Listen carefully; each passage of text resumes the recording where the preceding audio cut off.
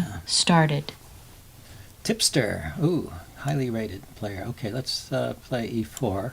Played e4 recently, but I got into a d4 game, a King's Indian position, so playing e4 again. Yes, I'll get into a uniquely e4 type of opening. A Sicilian. Let's play the open Sicilian and see if he's going for the Sveshnikov, which would be e5 there. He's not. He's playing the knight move and has the advantage of forcing me to defend my e-pawn. I could push it. I could have considered... No, I couldn't push it because it's defended. Okay, so now he plays e5. Now, is this still a Sveshnikov position? I guess it is. Yeah, so he goes there. I need to pin this knight, otherwise I get into trouble over here. He pushes here, the knight moves, and then he plays b5, threatening to fork the two knights. And so you have to be able to move this knight somewhere so that you don't get caught in the fork. And then this pawn is undefended if this knight is not pinned. Okay, so here's the standard position of the Sveshnikov, and I believe that the right move here is knight takes knight. You might think you want to grab the bishop, but that's not a particularly great piece so far. And yeah, so he often takes back with the pawn rather than the bishop. So black suffers some damage. White needs to relocate his bishop, so white loses a bit of time. And there's a ready-made attack here on the g-file, as well as there are already advanced pawns on the queen side. So maybe white doesn't actually find a safe place to castle. But I think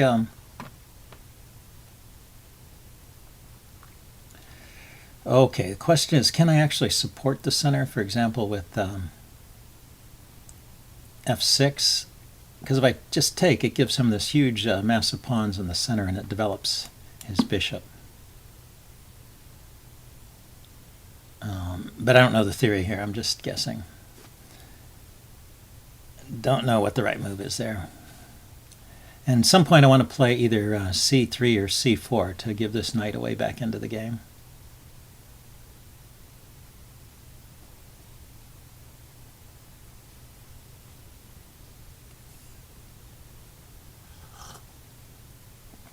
My opponent is starting to think, so maybe this is a non-standard reply. Always good. Okay, he took, and I have to take with the pawn. That was the idea. But at least, I get to keep a pawn in the center, even if it's isolated. And his bishop is not coming out immediately.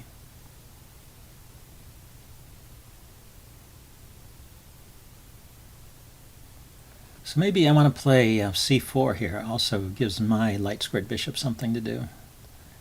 And gives me the option of castling queenside after the bishop moves. Kingside. Or I could go for the immediate queen to d2 and castle queenside. He's clamping down on the c4 idea. I don't know. So pawn to c4, pawn takes, knight takes, bishop takes, bishop. I can still play c4.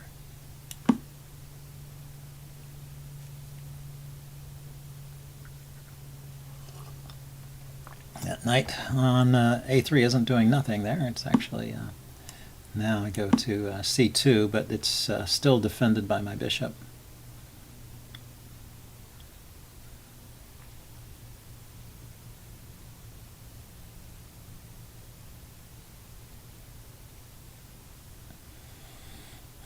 Yeah, this setup makes castling queenside less appetizing, but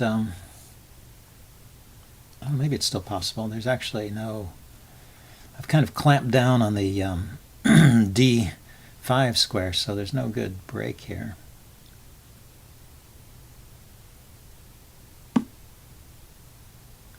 So he just went for kingside castling. Interesting. So maybe I'll do the same thing. I'll just put my bishop here, where maybe it goes to f3, maybe it goes to d3, depending on which pawn seems to need the most support, and then castle, and I get instant pressure on the f-file. There he goes again. It's always something. So do I want to take now? But maybe I want to castle first. Castle, he takes. Then I can trade rooks. Can I ever get that pawn back? Or is it a pawn sack?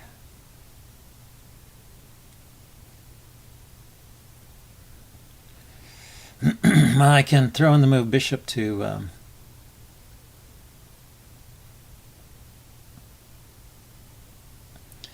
yeah, if I go bishop to h6, the rook moves. Can stay on the f-file. Castle.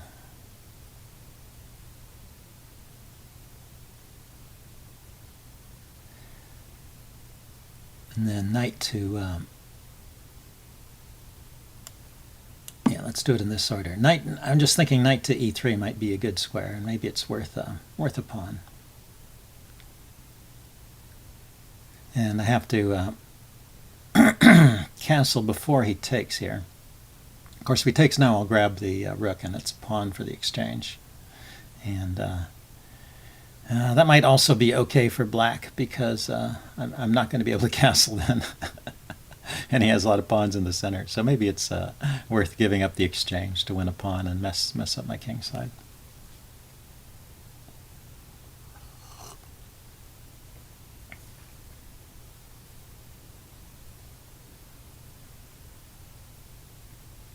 But if he just moves the rook, then I'm going to castle, and then when he takes the pawn, I'll play knight to e3. So that'll defend on c4. It'll free up the light-squared bishop, and I'm just going to try and keep a clamp on the d5 square. Maybe play b3, queen up, rook over, rook to the d file, build up pressure. Maybe b3 isn't necessary. And maybe the rook belongs on the c file. Okay, these are options for later. It depends on what he plays here, really. Because I think he has a big choice. He could just take the pawn, give up the exchange. Probably playable for black and interesting. Or he moves the rook and lets me castle.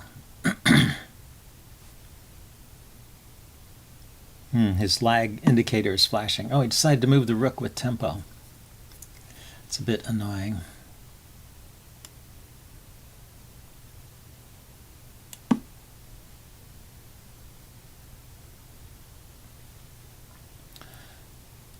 I'm going to, if he moves the rook again, I'm going to take the bishop, and he has to take back.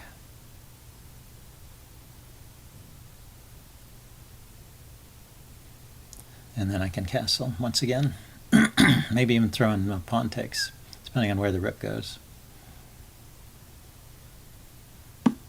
Yeah, see if the rook goes there, I can just take here.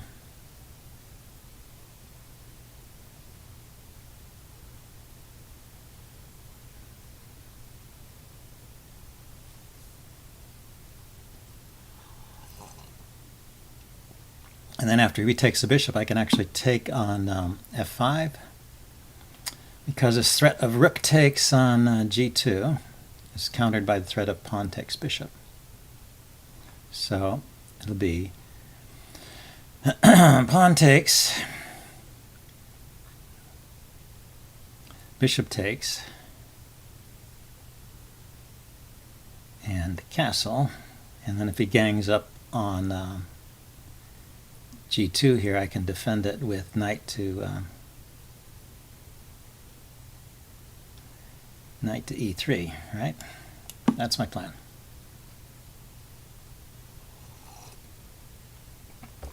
Actually, I can play knight e3 right away, hitting the bishop.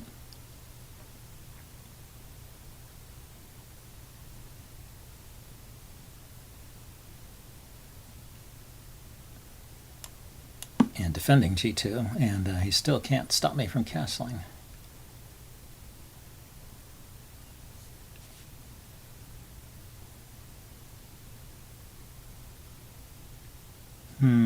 So I think he needs to move the bishop. It's just hanging there.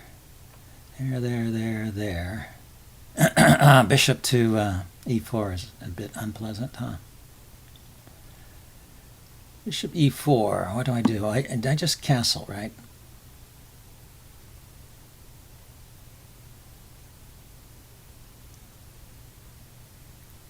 Bishop e4, castles, rook takes, knight takes, bishop takes, king takes, queen over check. I can interpose with my bishop. His knight can hop in here, a bit annoyingly.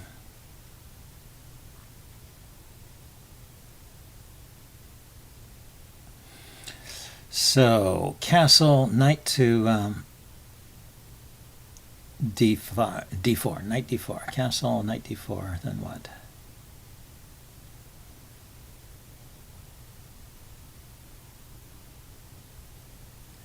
Maybe I should not castle. Okay, how about the immediate bishop f3?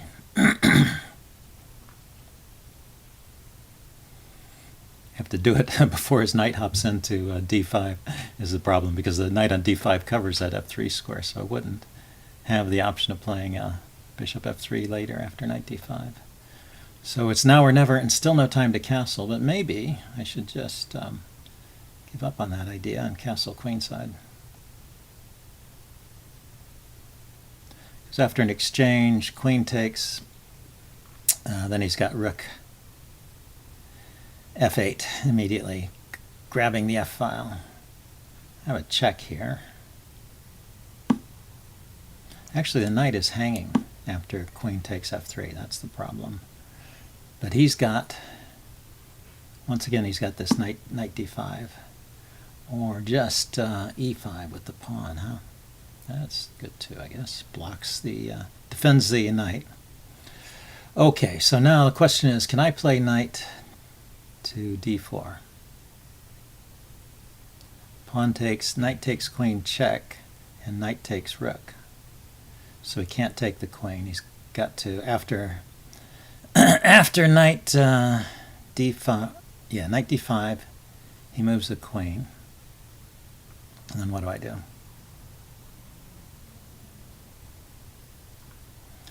I should just move my queen now, it looks like. Where to?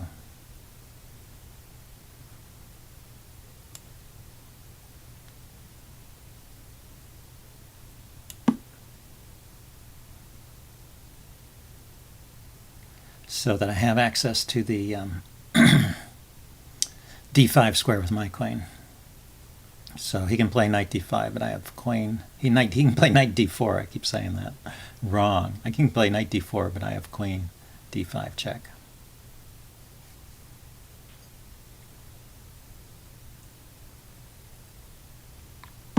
And yeah, or he can play that. Check. So he can bring the knight to. No, he can't. He cannot. This actually loses material, doesn't it? But maybe it's mating. After if I dare to take the knight, say he just plays queen there. Yeah, I take the knight. He plays queen check on f2, and I have only one move, and then he takes my knight. So that at least gets his piece back. Check. So I'm better off trading queens.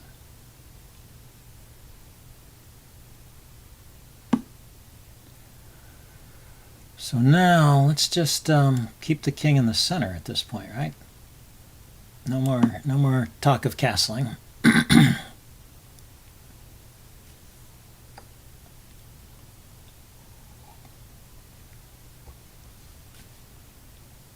Well, this has been an interesting game. I hope I don't blow it in the last in the last couple minutes here. I like to upload this. While I get the chance, I wanted to give a shout out to Chess Explained, who just uploaded his 1000th Blitz game. He's probably the best chess channel on YouTube, in my opinion. He's international master Christoph Sielecki from Germany, and plays really interesting lines. He has a real amazing knowledge of the openings, and he likes to play play some different and offbeat lines. So fun player to watch. And so that's quite a feat. He uploads 3 games a day, so I guess he can do 1,000 games in less than a year, because 365 days in a year. But still an amazing thing. He's throwing in the check. That's probably good. Picks up a pawn over here. And okay. At some point, he's going to have to take my rook, yeah. So, should I defend this pawn?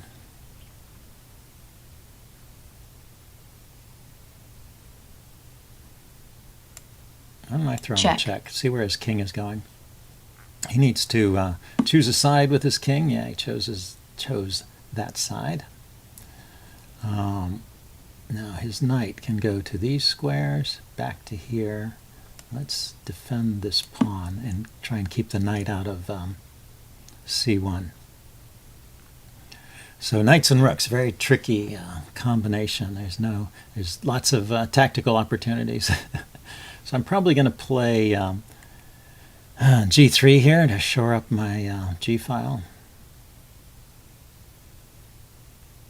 And then maybe, I don't know if I can ever chase that knight away. But after g3, I can play my knight to d5. So he's allowing the trade of rooks. He thinks it's good for him, maybe? I'm not convinced. Well, the thing is, after the trade of rooks, I can't stop his knight from getting to c5 easily. No, I'm sorry. His knight on d3 can go to c1 and then take my pawn on a2, which is pretty much... it's pretty hard to defend, actually.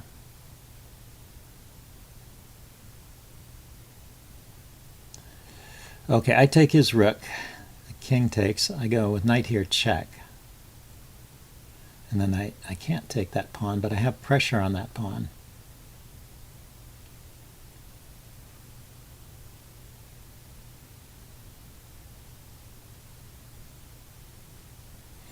He plays a4. And I go knight here. So let's do that. Check. Also watch the time. Got to be careful about the time. Check. Get a few moves in.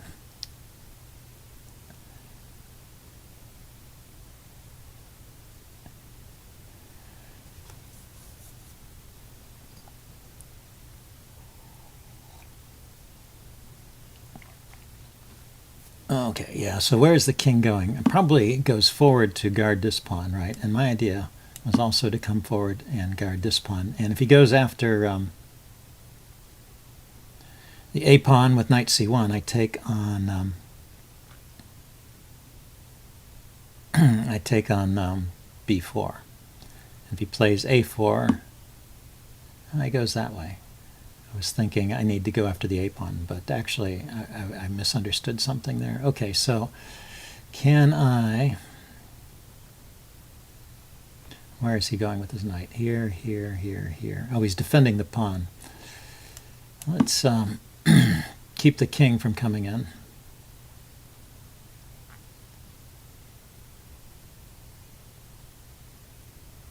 Oh, I should have just taken the b pawn there. What am I thinking? What am I thinking? That was really dumb. Okay. Time warning. Pawn here. Pawn takes knight here.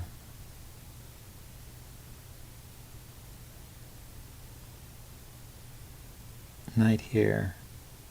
Knight here. Knight here. Yeah, this is probably a mistake. If he takes my pawn, I'm going to take his. He still gets my pawn. Yeah, okay, I'm just playing this badly. Time pressure. Anyway, but the tipster here is a strong opponent here. It's probably no shame to lose to him. So I have given up any advantage I may have had here, I'm afraid.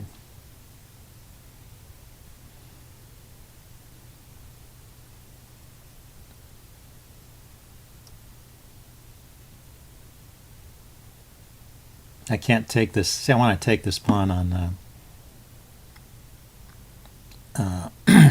on e4 here, but I can't really take it because that lets this pawn go.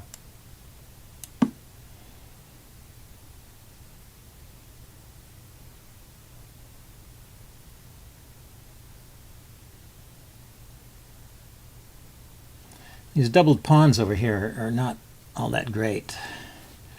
He just needs to find a way to force it forward. So he needs to get his knight to probably this square here. If he gets his knight to b4, then I can't really stop him from playing a2.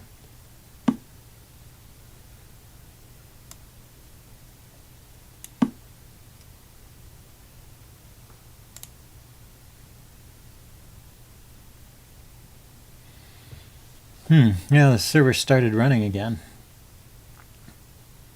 Don't know what was up with that.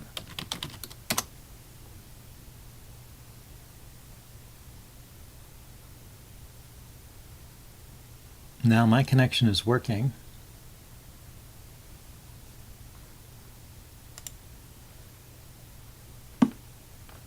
Ah, he played a move. Okay. Let's see how it ends. Right, he can just go after that.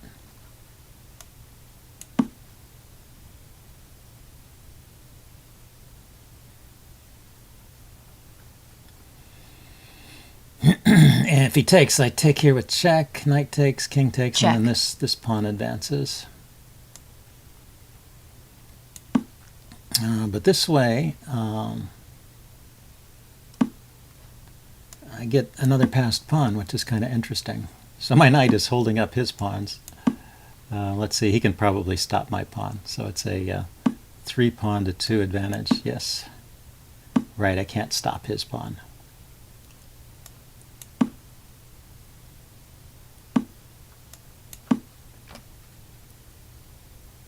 Check. Check.